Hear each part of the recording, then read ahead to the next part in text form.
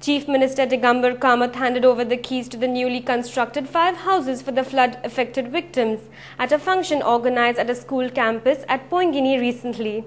The houses have been constructed by the Kankon Flood Relief Committee, but around 200 families still remain homeless and are yet to be provided the compensation assured by the government. Kankon Flood Relief Committee is an independent body constituted to provide relief to the Kankon flood victims through donors. So far, the committee has provided 5 houses to 5 families, namely Baby Pagi, Leela Pagi, Vatsala Pagi, Matthew Dias and Shali Pagi, whose houses were completely devastated.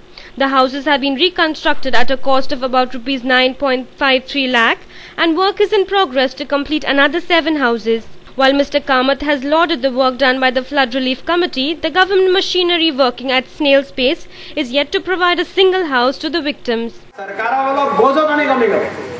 नाही माझा सांगण्याचा उद्देश नाही.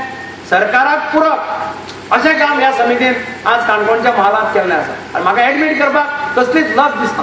कारण समाजाचे काम असतात. सरकाराक पूरक काम करप, सरकार करपाचो प्रयत्न करता, पण सरकाराक पूरक असे काम जो समाज करता तो समाज सदाच विजयी जाता.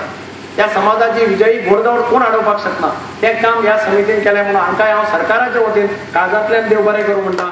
Mr. Kamath also assured the affected farmers that the commitments given to them would be met within a few days. बहुधा एक 3-4 दिवसा भितर तांकां चेक दिले वतले. तळपणच्या भागांत जे नुकसान जाल्ली त्याही वेळार हांवें तांकां सांगिल्लें किमान 1-1 लाख रुपयाची नुकसान भरपाई तांकांय दिली वतली आनी हे सगळे चेक एका बरोबर काढून बहुधा फुडले वीक पर्यंत हो चॅप्टर क्लोज केलो. शेतकाराच्या बाबतीत सरकारान ऑलरेडी कमिटमेंट दिल्लो आसा की पंप्स सरकार प्रोवायड करतले आपल्या पैशांनी.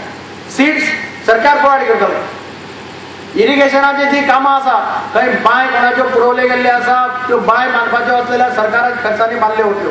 खंय बांद बांदपाचे आसा बांद सरकाराच्या खर्चान बांदले वतले. Speaking on the occasion, Poingini MLA Ramesh Tavadkar urged the government to take up the rehabilitation work on an urgent basis, as it was not possible for independent bodies to take care of the 200 flood victims. Mr. Tavadkar also urged the Chief Minister to consider compensating farmers for their agricultural losses. जे समिती जावं सुद्दां हे सगळे इतल्या प्रकारची साधारण जे 200 कुटुंबां किंवा 150 कुटुंबां आमकां मदत करपाक पावचना हाजेर आमकां केवळ सरकाराचेर आमकां डिपेंड रावचें पडटलें. पूण त्याच हिशोबान आसतना सरकारान बेगोन बेगीन बाबा ह्या लोकांक आदार दिवचो. त्याच बरोबर शेतीचें नुकसान जाल्लें आसा. हांगा प्रचंड नुकसान जाल्लें आसा. प्रचंड नुकसान जाल्लें आसा. तातूंतल्यान आजूय सादारणशी 300-350 एप्लिकेशनां तांकां नुकसान भरपाई मेळनासतना अजून आसा.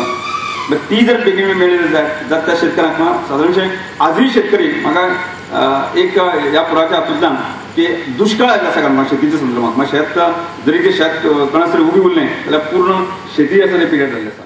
Expressing his views on the occasion, the Kankon MLA Vijay Khote said that the government needed to lift restrictions on sand extraction to avoid such disasters in future.